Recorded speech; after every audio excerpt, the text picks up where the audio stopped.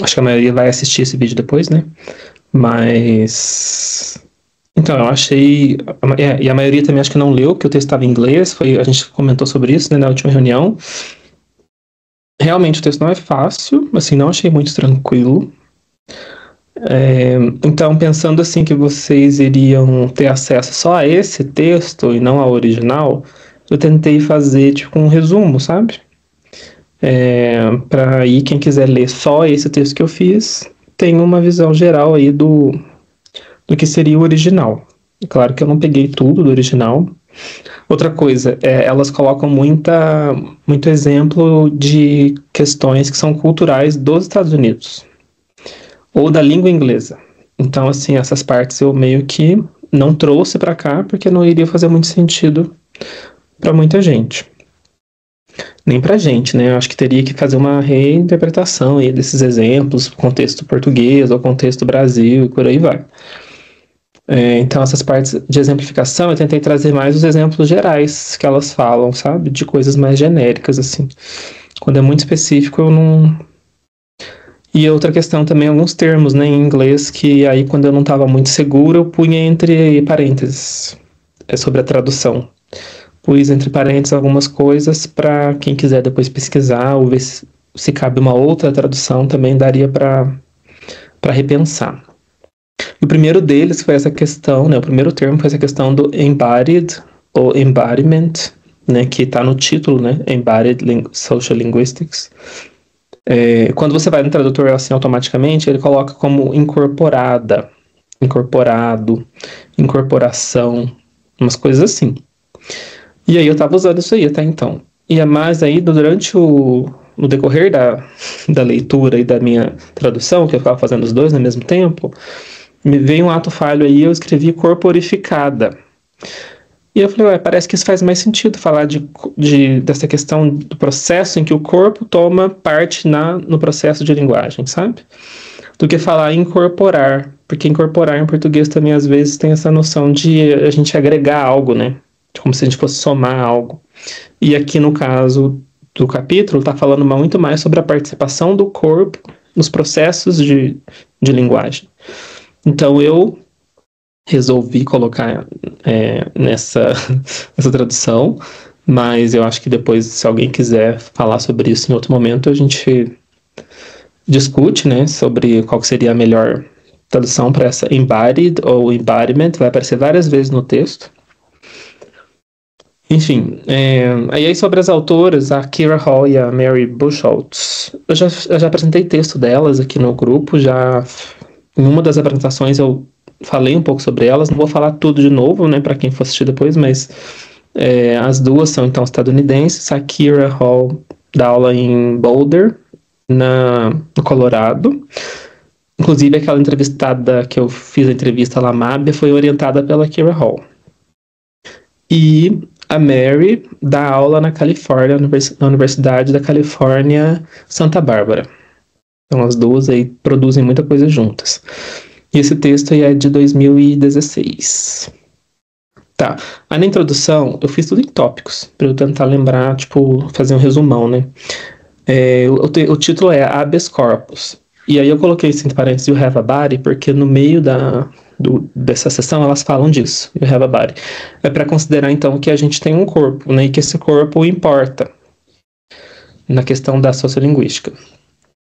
Então elas começam falando que nas línguas faladas, o corpo é o local de produção, porque a gente produz com a voz, né, a voz que fala, e também é o local de recepção por causa do ouvido que escuta, né?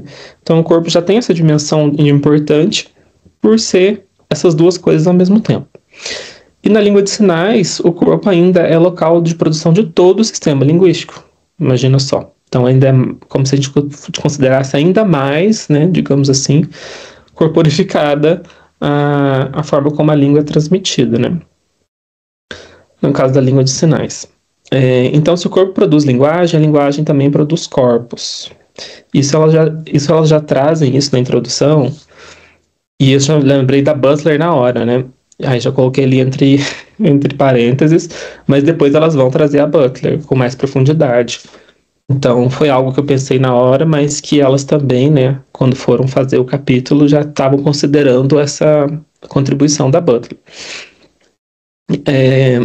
E o corpo também é um local de semiose, né, discurso sobre corpos, práticas de linguagem e regulações. Então, quando ela fala de regulações, a gente lembra de quem? Do Foucault, né? Então, essa regulação do corpo, das nossas práticas, inclusive da sexualidade, quem traz isso é o Foucault. E Foucault vai trazer que essa regulação ocorre justamente por meio dos discursos, né, que tem a ver então com a linguagem. Então, o tempo todo a gente está observando essa relação. E elas vão tentando trazer isso, né, durante essa introdução. Para as autoras, existe uma falta de pesquisa na área de sociolinguística relacionando o corpo.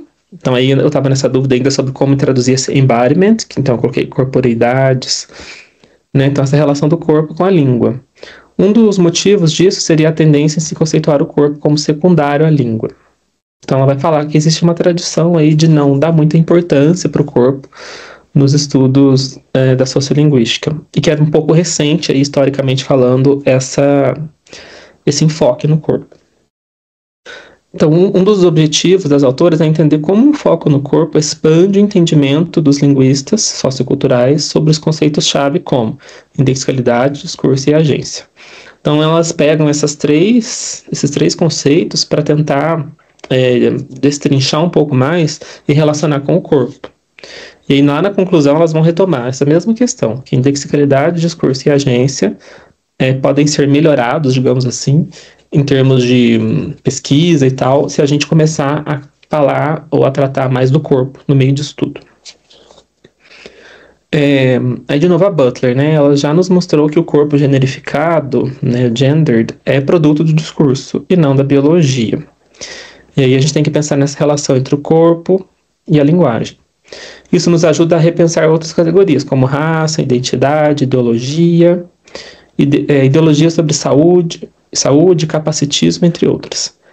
Eu achei interessante elas falarem disso, porque não ficaram muito presas só à questão do gênero, mas elas trazem outras categorias. Raça, identidades, elas vão falar um pouco de saúde, epidemia, HIV, AIDS, vão falar um pouco sobre capacitismo, que eu estou entendendo como capacitismo dentro do que elas colocam em inglês ali, né? Discapacity, ableism, eu acho que elas também usam alguns termos assim. Vai ter uma mini sessão só para isso também. Então essa é meio que a introdução, elas dizendo o que elas querem cobrir no sentido teórico ali, fazendo algumas promessas. Eu achei que é bastante coisa, né, bastante conteúdo, assim. Tem essa cara de muitos textos que a gente leu aqui, né, que eles fazem uma pincelada em vários temas, assim, e dão uma introduzida em várias coisas, e aí, a partir dali, você pode pegar ideias para produzir outras coisas, dentro do que você está pesquisando, por exemplo. E aí elas começam, então, uma outra subseção, que é Encontrando o Corpo na Sociolinguística. Eu achei legal essa subseção, o título, né? Porque me veio essa questão de encontrar o corpo de algo que está morto, né? Como se fosse um cadáver. E lá pelo menos em inglês, estavam assim, né? Deu essa impressão de que algo estava morto, eles iam encontrar. E tem a ver com o que elas estão defendendo, né? Que a sociolinguística abandonou um pouco essa noção a importância, né, do corpo, e agora elas estão como se fosse resgatando, encontrando esse corpo morto, né? Então, pegando um pouco da história, né? No início dos anos 50, as pesquisas estavam baseadas em linguística estrutural, antropologia e outros campos. E elas investigavam gestos, olhares, a disposição do corpo no espaço, utilizando análise de gravações e interações face a face. Então, no começo era muito isso, né? Só pegavam justamente esses componentes aí. Outro grande contribuidor para a área foi o Goffman, né, o Irving Goffman, que estudou a gestão do self, ou de si, estigma do corpo, do comportamento e as representações do corpo generificado. Eu, inclusive, usei Goffman na minha tese, eu acho, sobre essa questão do estigma, né? Quando a gente vai trabalhar com o corpo, tem que falar um pouco de estigma, né? Se a gente for falar de sexualidade, por exemplo, na época eu estava falando de homens gays, então estigma, que tipo de corpo que é bem visto lá nos aplicativos, quando eu estudei os aplicativos, né? Acho que tudo isso dá para a gestão de si, né? Como que a gente faz, como a gente gere nossa imagem online, por exemplo. Tudo isso dá para a gente pensar, né, como área aí da sociolinguística. E mais atualmente, existe também a análise de conversação. E elas dizem, então, que a análise da conversação está um pouco à frente, digamos assim, das investigações sobre o uso do corpo nas interações. Então, parece que é uma área que está inovando mais, que está se preocupando mais com a questão do corpo, sobretudo em termos da prosódia. Outra possibilidade, então, é a etnografia da comunicação, e ela vai questionar o que conta como elemento comunicativo em contextos culturais específicos. Esse questionamento, né, o que é elemento comunicativo? Elas fazem essa pergunta também no final. O que a gente pode considerar como elemento comunicativo? Né? É só a língua? Por que o corpo agora está entrando? E se a gente está pensando no corpo, que coisas do corpo? Né? Se antes a gente olhava para gestos, olhares, para que a gente está olhando agora? Então, essa é uma grande questão aí que elas colocam. E elas também resgatam a questão da análise crítica do discurso, né? Principalmente aquela do Fairclough, que elas colocam. O Fairclough já trabalha há tempos com a multimodalidade, junto com o Kress e Van Leeuwen também, com focos em materialidades mais textuais e mediatizadas. Então, eles já se preocupavam com isso, a questão do corpo, mas com esse enfoque da mídia. Eu lembro que meu TCC lá da graduação, eu usei o Kress e o Fairclough para analisar uma publicidade da Coca-Cola. Então, veja, é uma questão textual, mediatizada, né, que o aporte teórico deles é bem nesse sentido, de questões de publicidade mesmo, mídia e tal. E eu achei que serviu muito bem para aquele propósito que eu tinha na época, sabe? E a sociolinguística de terceira onda, ou de segunda onda, que elas chamam, né, de segunda ou terceira onda, que seriam então as mais recentes, introduziram o corpo como parte da semiótica social. Então, de novo, né, essa inclusão da questão do corpo é bem recente, historicamente falando. E nessa sessão ela quer mostrar que outros teóricos já faziam isso há muito tempo.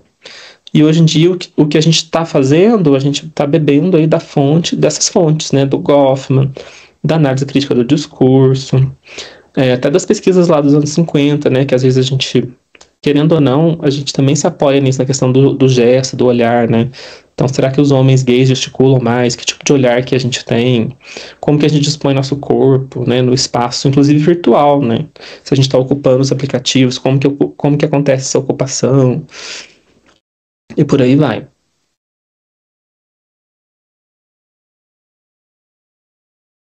Daí elas vão começar a falar da indexicalidade. Isso. Essa palavra que sempre sai errado. Corporificada. Então, estou traduzindo aí esse embodied, né? E aí elas começam falando o seguinte, que a própria noção de indexicalidade está atrelada à ideia de uma ação do corpo com o mundo. Então foi como eu traduzi esse trecho aqui, Bodily Engagement with the World. Então é uma maneira que o corpo engaja ou atua, né, com o espaço que está ao redor dele. O Peirce, que é um dos primeiros nomes que a gente relaciona à indexicalidade, ele vai afirmar então que ela está relacionada a todos os signos naturais e sintomas físicos, né? Então achei interessante incluir essa questão dos sintomas físicos, porque tem a ver com o que a gente sente também, como que a gente externaliza isso, né? E uma das noções mais assim, importantes e que tem tudo a ver com o nome indexicalidade é a questão do index, né? Que o index em inglês é o dedo indicador. Então, o dedo, ele é como se fosse um dos primeiros apontadores, né? A gente aponta com esse dedo, que é o index. Então, por isso que às vezes a gente fala dentro dessa perspectiva da indexicalidade que alguns signos, por exemplo, apontam para homofobia ou apontam para racismo, né? Então, é essa particularidade, né, da indexicalidade de estudar coisas que apontam para outras, né? Dentro desse mundo aí que a gente vive. E aí, nessa noção de apontar para coisas, né, vem esse conceito de iconização indexical. que elas definem como um processo ideológico que racionaliza e naturaliza as práticas semióticas como essência, geralmente ancorando-as ao corpo. É aquilo que a gente fala, então, que existe um gay speech, né, como se existisse uma fala gay, ou um teenage girl talk, né, uma forma de meninas novas falarem. Né? São esses estudos que falam disso, existem maneiras específicas de grupos sociais falarem, né? Ambos acompanhados de performances do corpo. Então o corpo ele entra nisso, não é só o falar, mas é o que você faz além, né, durante essa fala. Então a dimensão icônica da indexicalidade é central para uma linguística sociocultural corporificada e se apoia em estudos sobre voz e estilo. Então aí elas já introduzem os dois próximos tópicos, que é a voz e o estilo. Né? Pensando aí em como que a indexicalidade vai se apoiar nesses dois fatores, voz e estilo. Eu achei interessante também essa questão da iconização, porque a gente fala de semiótica, né, de ícone, multimodalidade, e tudo isso diz respeito ao índice também, né, porque o índice também aponta para imagens que nós temos na cabeça, né, que são imagens ícones, digamos assim. Estou falando da voz, né, já que isso está tudo dentro dessa parte da indexicalidade corporificada. O significado social da voz não pode ser determinado sem considerarmos o contexto cultural local em que ela é usada e ouvida. Então, isso para a gente parece óbvio, né? Mas a voz, então, ela é percebida de forma diferente, dependendo do contexto cultural e local em que ela é produzida. Né? Uma coisa que pode parecer X num lugar, no outro é Y. A voz não indexicaliza diretamente raça, gênero ou sexualidade.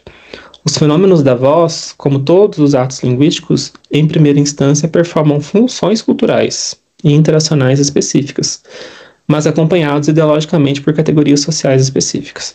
Então, assim, por mais que a voz não indexicalize gênero, ou sexualidade ou raça, infelizmente ou felizmente, elas estão acompanhadas de ideologias, né, e de categorias sociais específicas. Então, essa é uma voz de tal grupo social, né? Isso soa como uma voz de homem, isso soa como voz de mulher. Ou ela dá alguns exemplos de mulheres negras estadunidenses, né? African American Woman, lá que elas colocam. Então, essa voz desse grupo social, né, nos Estados Unidos, tem uma especificidade, digamos assim. Não é que ela tem uma especificidade, ela tem funções, né, que são características de ideologias específicas para aquele grupo social. Que a voz em si não tem esse poder. A voz, então, por estar atrelada ao corpo, pode ser ideologicamente ligada a formas particulares de usarmos o corpo, para demonstrar poder, por exemplo. De qualquer modo, todas essas associações devem ser consideradas em um construto sociopolítico e histórico, e não como um fator biológico. Então, de novo, né, a voz não tem nada a ver com exclusivamente a biologia em si, mas a essas ideologias que estão atreladas a ela, né? E inclusive aos usos que a gente faz da voz para determinados fins, né? Para demonstrar poder é um dos exemplos.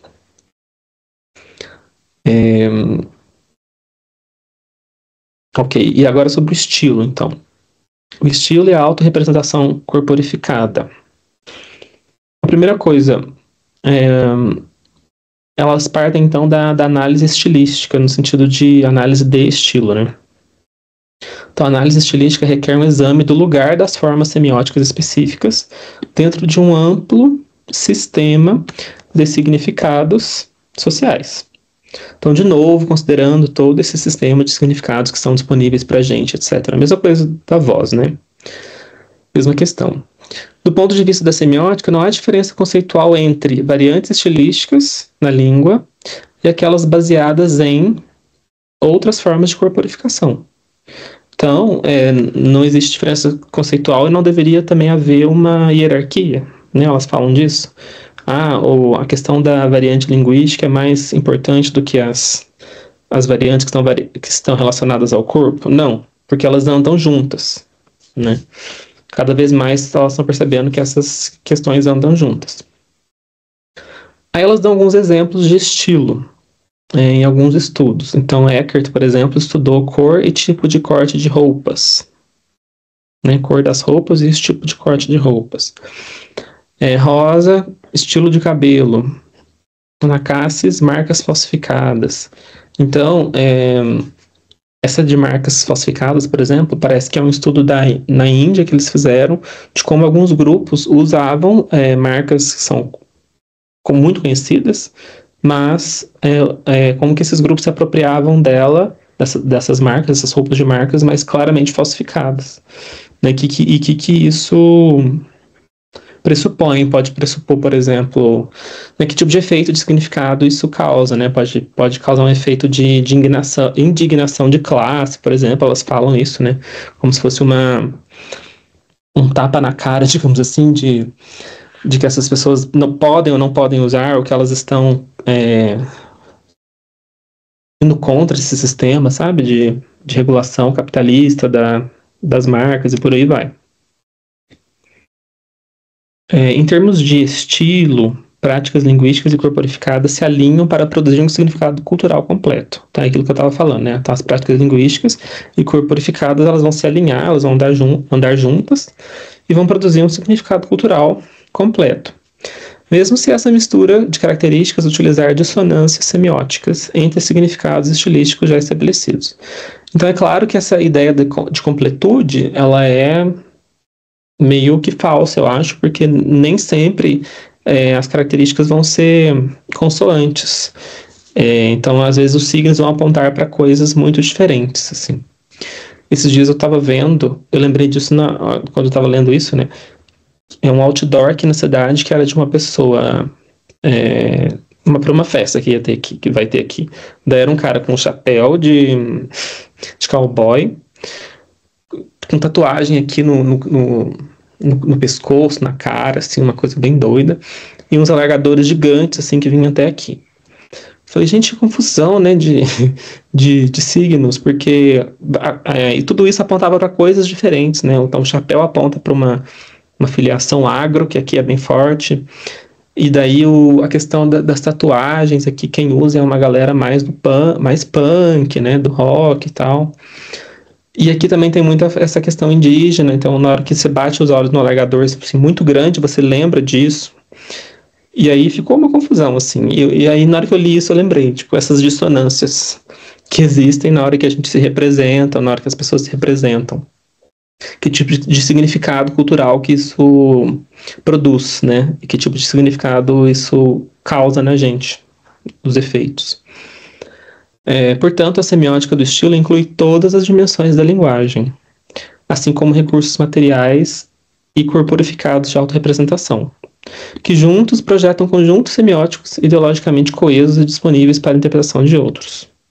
Então, tudo isso, né, compõe um todo, um completo que, incluindo aqui o corpo, né, em relação à autorrepresentação, que vai produzir, vai projetar conjuntos que nem sempre vão ser coesos, né? Ou sim vão ser, mas que estão aí disponíveis para a gente interpretar. Igual esse exemplo que eu citei, né? Eu interpretei isso e vi problemas. Outra pessoa vai interpretar, vai achar lindo, maravilhoso, vai querer fazer igual. Então, isso é muito relativo.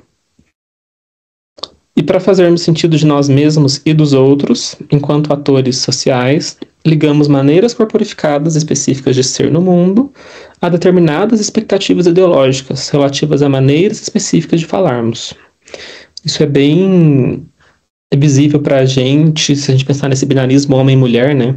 Então, que maneiras corporificadas que são ligadas ao ser homem, hétero, cisgênero, por exemplo. Né, e que expectativas que existem, né, ideológicas relativas a esse componente biológico. A gente sabe bem quais são as expectativas, né? Então, inclusive em relação à maneira de a gente falar. Então, isso tudo anda junto. Né? Eu acho que é isso que elas querem mostrar o tempo todo, né? E para a gente ler o outro e para a gente se representar, a gente está pensando nisso o tempo todo. Nunca é esvaziado de uma reflexão ou de um pensamento, eu acho. Se alguém quiser falar alguma coisa, a gente pode falar. A Laila que entrou agora, eu falei isso no começo. Se quiser me interromper, dar algum exemplo, alguma coisa assim. Agora encaminhando para o discurso corporificado. Então, você começa fazendo uma leve introdução histórica, né? Na abordagem pós-estruturalista do corpo, a Butler se apoiou bastante no Foucault e na crítica dele, genealógica, né, dos esquemas classificatórios das ciências. O que a ciência apresenta não são fatos objetivos, mas discursos constituídos por histórias disciplinares. Então, a Butler, né, ela leu isso do Foucault para fazer a gente repensar a questão do corpo generificado, né, o gendered body lá.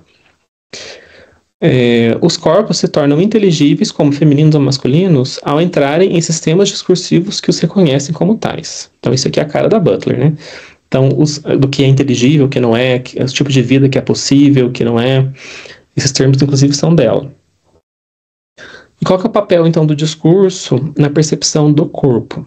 O discurso influencia significativamente na categorização, avaliação e regulação dos corpos. Foucault já falava bem isso, né? Então, o discurso vai ter esse poder de categorizar o que é saudável, o que não é, né? O que é doente, o que é saudável, o que é desviante, o que não é desviante, o que é hegemônico, o que é dissidente, né? Esses termos que a gente usa hoje em dia. Então, a análise linguística vai examinar as estruturas discursivas e seu impacto na imagem do corpo, né, pensando em 3 possibilidades. Na perspectiva Foucaultiana, os discursos são sistemas de poder e de conhecimento que moldam nossas percepções acerca do corpo. Então, a análise linguística está preocupada nessas estruturas discursivas.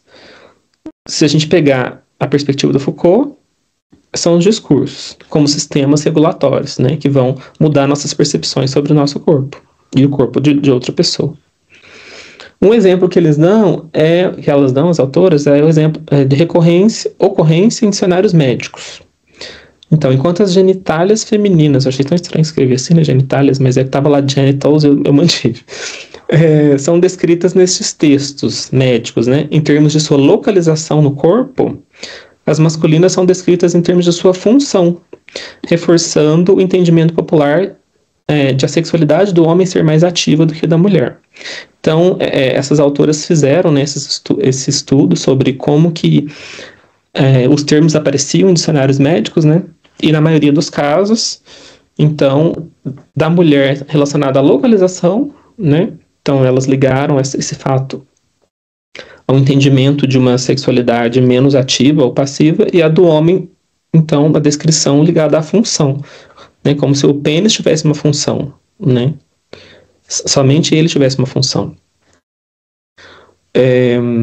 Então, esse é um exemplo que elas trouxeram. Eu falei no começo que eu não ia trazer muitos exemplos, porque os exemplos eram muito estadunidenses, mas nesse caso eu achei interessante, que é um exemplo que a gente consegue aplicar na nossa perspectiva cultural também. Outro termo que elas trazem é da biocomunicabilidade, que é um termo do Briggs, na verdade. Esse termo destaca as maneiras com que a doença é transformada quando o discurso médico sai do laboratório e trafega nos domínios da mídia, de saúde pública e de jornalismo. E aí, como exemplo, elas trazem HIV e AIDS. Eu trouxe essa imagem da Veja, que eu lembro bastante que era uma revista que tratava muito da epidemia de AIDS na época, com imagens muito, muito fortes, assim, né? Então, essa era do Cazuza. Aí, não sei se vocês conseguem ler, mas está escrito: uma vítima da AIDS agoniza em praça pública, né? Traz aqui. Quando eu pesquisei, tinha várias imagens, assim, bem, bem fortes, né? Sobre a epidemia de AIDS, mas trouxe uma só, porque senão ia ficar analisando uma por uma. Mas essa ideia de biocomunicabilidade eu achei interessante, porque a mesma coisa aconteceu com o Covid, né? Se a gente pensar que quando aquilo então sai do laboratório, né, esse vírus sai do laboratório e trafega na mídia, são muitas coisas que estão acontecendo. E a gente que estava vivendo isso, a gente percebe esses movimentos, né? O que pode, o que não pode fazer. É culpa de quem, né? Acho que na época tinha muito isso, né? Quem que vazou isso? Enfim, quem vai tomar posse disso e apropriar dos discursos sobre a verdade, do que é verdadeiro ou falso, digamos assim, geralmente é a mídia, né? O jornalismo e a saúde pública, como as autoras trazem. E aí eu lembrei de um trecho do Preciado, né, que ele também fala disso do HIV, nesse texto dele do Disforia Mundi, que é o último dele que saiu. Então aqui, a relação da AIDS com a televisão e com a internet é constitutiva. O corpo soropositivo foi pensado desde o princípio segundo um modelo comunicativo e cibernético. Por uma parte, em um mundo de fluxos, intercâmbios, comunicação e deslocamento, a noção de portador, né, utilizada ao mesmo tempo para a AIDS e para a telefonia móvel e a conexão de internet, que começaram a se desenvolver também nos anos 80, desloca a noção tradicional de doente. Diante dessa figura do portador, né, subalterno, o modelo de comunidade e imunidade que se popularizou durante a crise de AIDS responde à fantasia da soberania sexual masculina, entendida como direito inegociável de penetração. Enquanto que todo o corpo penetrado sexualmente, né, toda forma de interioridade vaginal ou anal, feminina, homossexual, trans ou outra, foi erroneamente percebida não só como carente de soberania, mas como potencialmente contaminante. Então, eu acho interessante essa relação que ele faz, né, das conexões, que tudo estava acontecendo ao mesmo tempo, né, a difusão da internet, da televisão, da mídia como propagadora dessas informações, né, junto com a AIDS.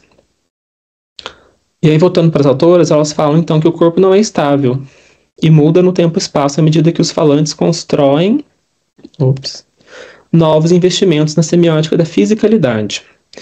E aí ela traz alguns exemplos, né? Homens trans e os termos transcocks, boy cunts, bonus holes. E as híjaras na Índia que se dizem assexuais, ou born without genitals. Esses termos não que a gente faz, né? Essas apropriações, elas têm a ver com essa noção de que o corpo não é estável. Então, se os homens trans começam a usar esses termos, né? Como transcocks, eles são importantes, eles significam muito, né, na medida que eles constroem esses entendimentos novos sobre o que é o corpo, né? Então, de novo, essa relação entre o corpo e a linguagem muito colada. E aqui as híjaras, né, elas se dizem assexuais, ou seja, nascidas sem genitálias.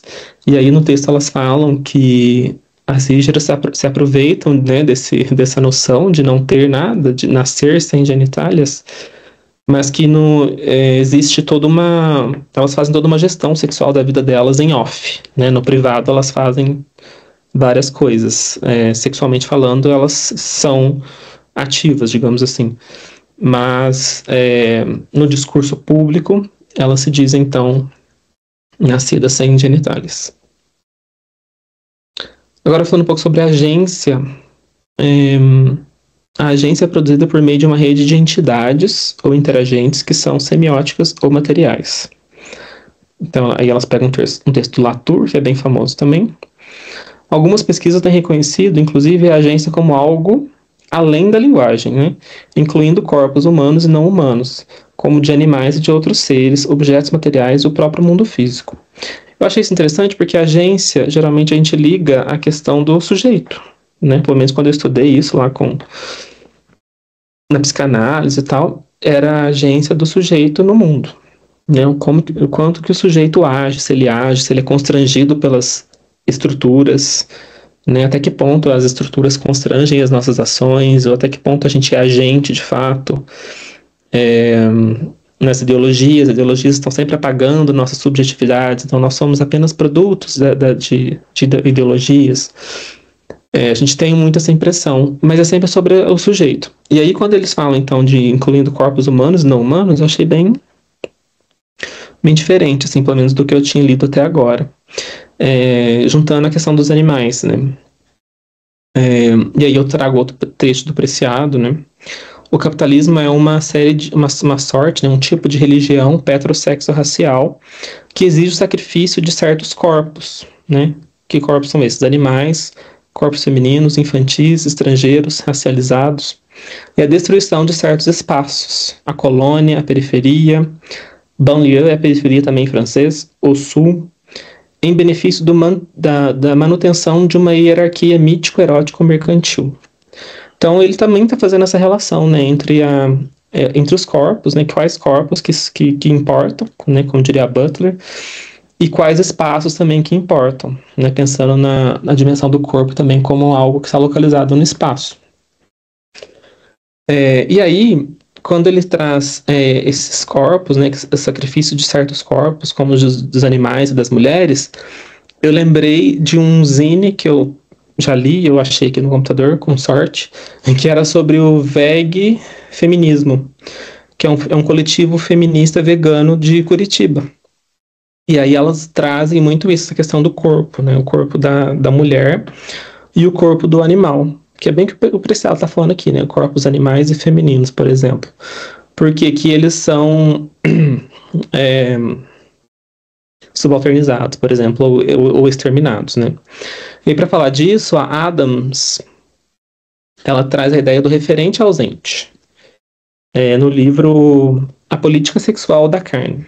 O fenômeno do referente ausente, a ideia, né, do fenômeno é apresentar um produto sem passado, apagar intencionalmente a origem do que é apresentado. Então vai fazer essa relação assim, ó, o referente ausente é sempre apresentado como algo que existe, que está ali pronto, mas que é apagado o passado dessa pessoa. Então, por exemplo, uma mulher que é abusada, é apagado esse processo anterior dela, ela só é vista como aquela pessoa. E o mesmo é feito em relação à carne. Né? Então, a carne ali pronta, ela é um referente ausente porque é apagado o sofrimento animal, né? Que aconteceu ali para que aquela carne existisse. Então, elas usam essa ideia para falar sobre o veganismo feminino. E aí tem essa imagem é do livro da Adams, no caso, não é do zine. Welcome to Miss America Cattle Auction. Né? Então, elas falam que toda vez que existe uma representação da mulher, em alguns casos, também existe a representação de uma ideia de animal, de carne de consumo. Por isso que às vezes é comum falar mulher filé, né? Ou então falar também da questão de usar o corpo humano como questões do animal, tipo coxa de frango. Né? Então, a ideia da coxa. É bem interessante essas perspectivas que elas trazem, assim, não vou entrar nisso, porque isso entra dentro do veganismo e do feminismo. Mas é um exemplo interessante para a gente pensar a relação do corpo com a linguagem, né, que é o que as autoras estavam propondo aqui. Então, falando um pouco mais sobre esse movimento corporificado, né? O corpo é um elemento básico da comunicação, isso a gente já falou bastante. Pesquisadores interacionais focam em questões como o arquear da sobrancelha, né, quando reconhecemos alguém pela visão, o giro do tronco, o levantar de um dedo e outras atividades. Então, mais exemplos, né, do que a gente poderia analisar dentro dessa perspectiva da sociolinguística. O movimento corporificado está diretamente relacionado à indexicalidade, pois para Peirce, o dedo que aponta, né, que eu já expliquei, né, que é o index, que é esse dedo, seria a forma indexical mais básica, né, a forma mais básica e mais óbvia da gente apontar para algo. Igualmente importante é a iconicidade, pois os gestos implicam a presença de referentes no discurso de alguma maneira. Então, qualquer gesto vai apontar para algum referente, né? Esteja ele aqui ou em outro lugar. Então, isso falando do movimento. A experiência corporificada. As pesquisas nessa área têm focado em questões como doença, desabilidade, que é aquilo que eu falei, né? Deficiência, mostrando a prevalência dos discursos capacitistas. Então, eu estou entendendo, né, discourses of disability como discursos capacitistas. Elas falam disso na introdução. Essa linha de pesquisa também explora como pessoas com corpos não normativos experienciam o mundo como participantes ativos em comunidades e grupos sociais, e como lidam com expectativas normativas de competência em práticas cotidianas. Eu achei interessante essa parte, que ela traz como exemplo uma pessoa que vai perdendo a visão, por exemplo, numa grande cidade dos Estados Unidos. Ela cita, acho que Seattle, não sei. Então, como que essa pessoa experiencia a vida, a linguagem, né? À medida que esse processo vai acontecendo, o que muda nela, né? Como participante aí no mundo físico. Como as pessoas com experiências de corpos marginalizados se instanciam como agentes nos sistemas discursivos que lhes negam agência. Né? Então, como ser agente no mundo que fala que você não é agente, se você tem um corpo dissidente, né? Se você tem um corpo deficiente, entre aspas, ou se você tem um corpo doente, digamos assim. Mesmo as experiências que parecem fundamentalmente físicas e biológicas, como percepção de cor, som, toque, sentido, são totalmente sociais, culturais e ideológicas em essência, né? Então, de novo, ela trazendo essa questão social, né? Igual esse exemplo que eu falei da perda gradual de visão, né? Ela não é puramente biológica e física, porque isso vai mudar os movimentos sociais da própria pessoa, né? Como ela se entende, como ela se locomove na sociedade. E a própria percepção de si, né? Enfim, é um movimento que é muito mais social do que puramente físico e biológico. Aí, falando um pouco sobre objetos, tecnologias e linguagem. Isso está no final. O corpo está imbricado em arranjos complexos que incluem participantes humanos e não humanos, sejam animais, epidemias, objetos ou tecnologia. De novo, ela trazendo essa ideia de humanos e não humanos, que eu acho bem legal. Considerar, então, outros participantes na questão da agência, né? Inclusive objetos, tecnologias. Aí eu lembrei do Preciado, né? A Teresa de Lauretis, que vai falar da ideia de tecnologia, de gênero. Bruno, que é uma autora que fala sobre a questão do panóptico, o panóptico digital, Facebook, Instagram, todas as mídias digitais. O Foucault falando dos controles. O Han, que é um teórico sul-coreano que vai falar dessas questões na filosofia bem sobre epidemia, pandemia, tecnologia e por aí vai. Ele trouxe mais um trecho do Preciado. Eu trouxe muito Preciado porque eu estou lendo o Disforia Mundi no outro grupo de pesquisa, do Fábio, aí da UF também. E aí por isso que estava fazendo diálogos na minha cabeça. Os móveis são dispositivos de captura que codificam o corpo no espaço e determinam seu movimento, propondo um plano de ação no tempo. A cama, a mesa, o sofá, a cadeira do escritório, né, introduzem disciplinas e usos específicos do corpo. Mobiliar um apartamento é predizer uma vida. Achei isso bem interessante porque a gente não pensa que os móveis eles estão prevendo a nossa vida, né? Então, o fato de você ter uma cadeira, ter um sofá, né? Tem um livro que o Fábio já recomendou também, que é sobre a história da...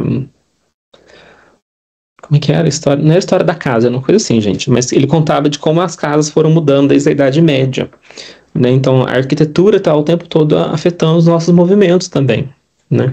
E o Preciado fala isso. Então, mobiliar um apartamento é predizer uma vida. Então, você deixa a sua vida meio que previsível à medida que você coloca ou dispõe os móveis de determinadas maneiras, né? Então, para a gente pensar que os objetos também têm agência sobre a nossa vida, né? Não pensar que a agência é somente um fato do sujeito, né? Então, inclui coisas não animais, né? Inanimadas, objetos, por aí vai. O espaço interior da vida privada vai simultaneamente se individualizando e se complexificando, ganhando regiões ao mesmo tempo mais íntimas e secretas. Aí, de novo, o quarto individual, a toalete íntima, o espelho de corpo inteiro presente no quarto e no banheiro.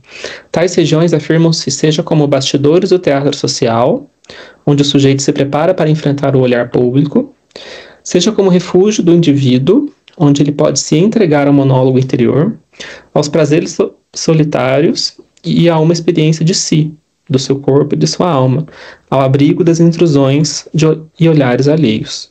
Então, essa autora que eu falei, né, que estuda essa questão das mídias também, e das arquiteturas. Então, todos esses objetos, né, o quarto individual, porque antes o quarto era tudo compartilhado, o espelho de corpo inteiro, né, por que ele é de corpo inteiro? Tudo isso vai, então, mobilizar efeitos na gente para a gente enfrentar o olhar público, porque ela fala muito da questão das mídias digitais, né? Essa preparação para ser visto pelo outro, seja de forma virtual ou não, porque hoje em dia essas fronteiras já quase não existem mais. E, por fim, um outro trecho da McClintock. O nacionalismo se define através da organização visível, ritual, de objetos fetiche. Então, ela está falando de objetos na perspectiva do fetiche. Quais são esses objetos? Bandeiras, uniformes, logotipos, mapas, hinos, flores nacionais, culinárias e arquiteturas nacionais, além da organização de espetáculos fetiche coletivos, no esporte, na exibição militar, nas paradas de massa, nas variadas formas da cultura popular e assim por diante. Longe de serem ícones puramente fálicos, os fetiches encarnam crises de valor social, projetados e corporificados no que se pode chamar de objetos de paixão. Então, de novo, essa ideia do objeto aparecendo, nesse caso, como objeto fetiche. Então, o fato de haver uma bandeira, por exemplo, num lugar, né, ela não está ali sem propósito, né, ela aponta para determinadas categorias ideológicas. Aqui isso é muito forte, né, por isso que esse trecho me chamou muita atenção, porque aqui é muito comum eles colocarem as bandeiras, né, coloca a bandeira do Paraná, a bandeira de outros estados do sul, bandeiras de famílias, brasões. Então, todos esses objetos fetiche, né, que tem a ver com essa ideia de uma nacionalidade ou de uma territorialidade muito forte, né? Inclusive esses desfiles cívico-militares, que também estão ganhando muita força, né? Acho que em outras partes do Brasil também. Então, de acordo com a McClintock, isso representa muito crise de valor social, né? Eles não são puramente fálicos, mas eles representam crise de valor. E ela também entende como objeto de paixão, né? Paixão nesse sentido de estar ficcionado por um valor que está perdido, né? Então, o valor da pátria está perdido, vamos retomar esse valor com bandeiras.